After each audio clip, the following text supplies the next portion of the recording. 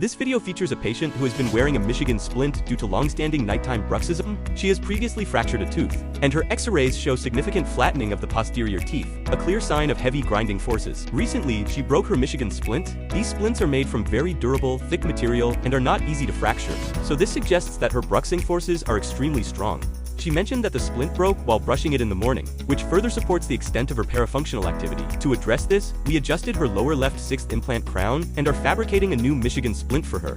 Additionally, she received masseteric Botox to help reduce the intensity of her grinding at night. She understands that a possible side effect is a slightly slimmer facial appearance due to the relaxation of the masseter muscles, and she's happy with this outcome.